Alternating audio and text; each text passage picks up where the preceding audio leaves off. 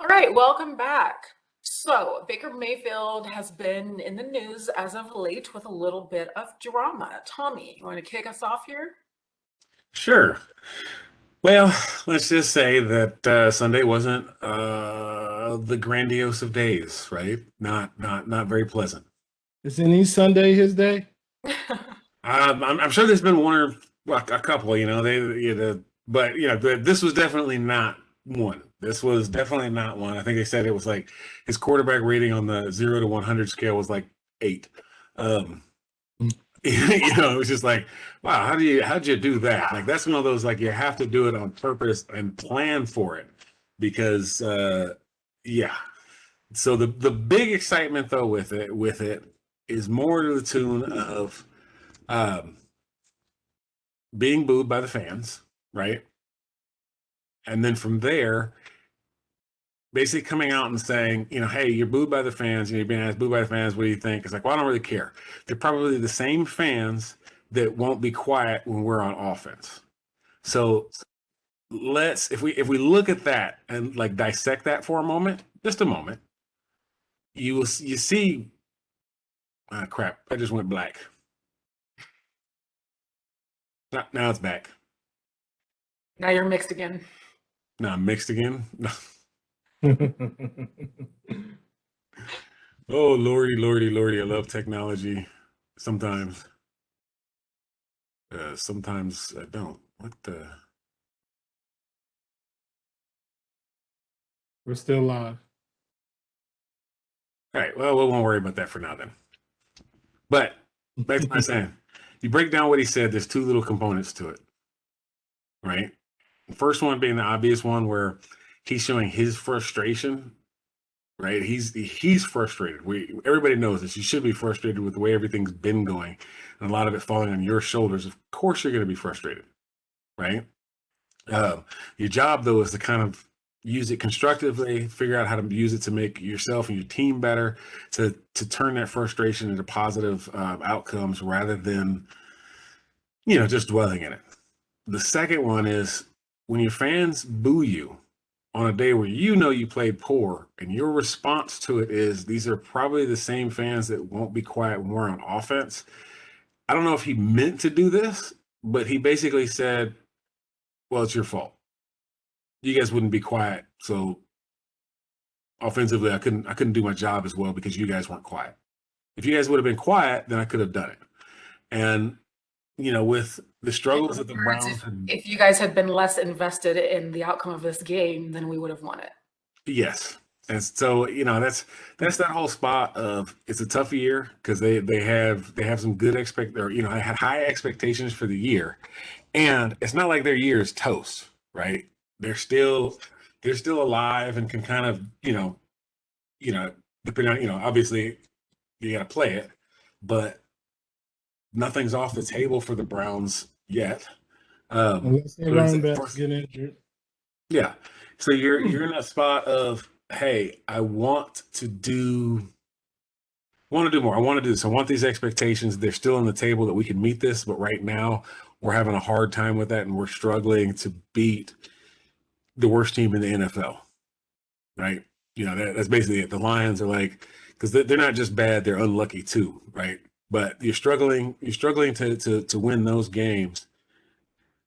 And it's like now you can just, I mean, it's one of those where it's like, I guess the bigger worry is frustration wise, this is a negative vent. It's like, I'm not venting in a positive way. I'm just right now, I'm upset. And, it's kind of one of those spots where it's like, I don't know what good can come of this. That's not the comment of guys, let's get together and keep our drama in house, but B, let's get this fixed. This is the beginning of The finger decline. pointing. Yeah. So, I mean, his wife also created and deleted some posts sort of maligning the Browns team as well. So now you have the family unit there blaming everybody and not seeming to take any responsibility. Sam, do you think that contributes to continued poor play as a whole team going forward? I think it contributes to his teammates having conversation with him because I don't think his wife made that comment that was tweeted. I think a fan made that comment, and then she retweeted that comment. So I think that is more of when people assume that it was her that said it, that it created some friction probably in the locker room with him and his teammates, because him and the teammates might have been looking like, oh, Baker's wife said that, where she's getting that from. And you know how you have family members and you're an athlete that say your family say something, you have to come out and say, oh, I never said that or anything else like that. Just like Odell's father put out a thing and people thought that Odell felt that way about Baker, which probably could be true that he felt about Baker, but it does create friction in between the teammates. I think that I'm not surprised that Baker is having a bad year. This is his fourth year. Okay, so his first year he balls out as a rookie. Second year slump. Third year he balls out. Fourth year this year he's slumping. It's always, I don't know what, maybe I look at it like that because obviously it's just like your second and fourth year you're doing bad. Your first and your third you were doing good. So I don't know what it is about even numbers.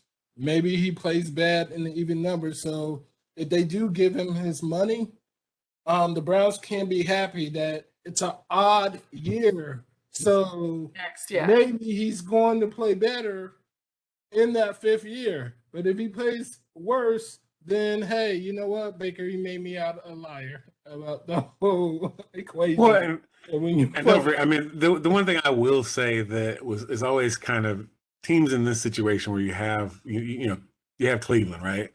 One of the things they did was basically acknowledge the fact that they're not good, right? And then they said, well, let's make Baker Mayfield the entire face of our organization, right? Mm-hmm. Is the entire face of the organization, and put the pressure on his shoulders. And it's like that it's one of those mistakes that I've seen a lot, where it's just kind of like, hey, we're a lousy organization, so we'll get this one key player, and regardless of how good they are, it's like it's unlikely for one person to come in and be that change. Especially when you it's not like, so you look at Tampa Bay, right? Year before last, definitely struggled, but they had the talent, they had the pieces and the parts there. They just couldn't glue it together and put that final bow on it to get Tom Brady. He can, right? The Browns didn't have that.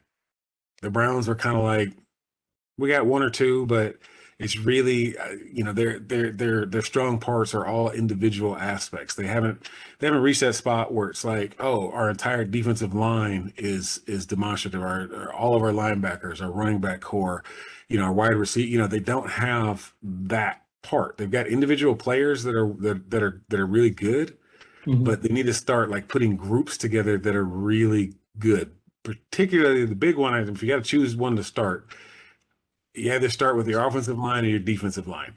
Once you get those, like I'm talking about the whole thing, not just one or two, get that whole thing solidified, make them, that.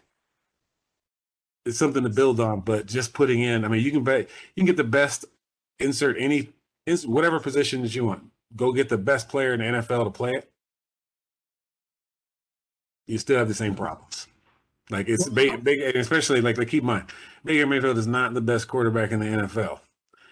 If the best quarterback in the NFL ain't gonna come, you could not get the best quarterback in the NFL to come to the Browns and make them, that caliber of an organization, right? He's not going to do it either. It takes a handful of other people. So, I think. Well, I'll say this. I think Baker needs to learn to not always have a chip on his shoulder. You do not have to carry that chip on your shoulder all the time, because one is this: you going after the fans is is stupid to me, because the fact of it is, whether you look at it or not, the fans pay your millions of dollars that what you're getting.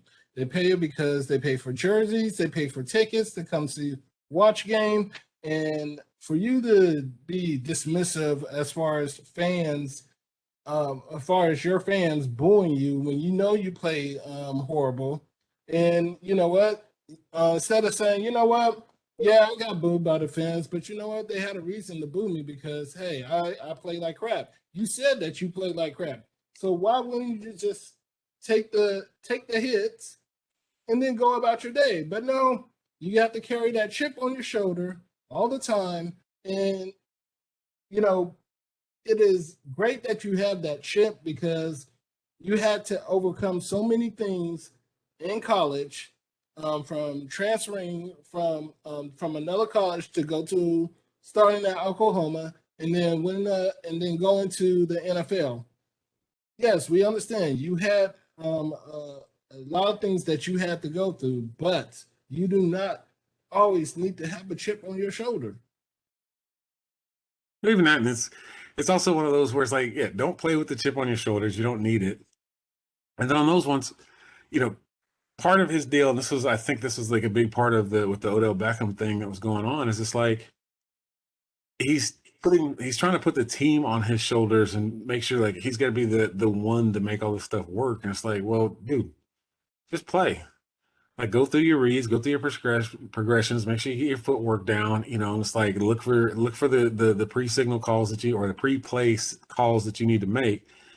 Go do that. Stop trying to be the end all be all and just I'm gonna whatever play we run. I'm going to make sure that it makes that it works. It's like Yeah, I mean, part of his frustration is he feels I'm carrying the team and everybody's booing me. Stop carrying the team. yeah. Do you. And recognize what you can control and what you need to allow other people to control. Like their own play. Baker Mayfield is a better quarterback when he is handing the ball out to his running back and doing play action. That's the when he's playing his best. And that the Lions almost beating them. Nick Chubb saved that game. It wasn't Baker Mayfield, it was Nick Chubb that did all that work. Let your teammates, you don't always have to shine. I know you got the progressive commercials and everything, and this is your house. I get it, totally get it. Marketing, hey, but you know what? You're playing like crap. Yep. All right, well, let's take a quick break. Before we go, though, don't forget to hit the like and subscribe button, and we will be back in a moment.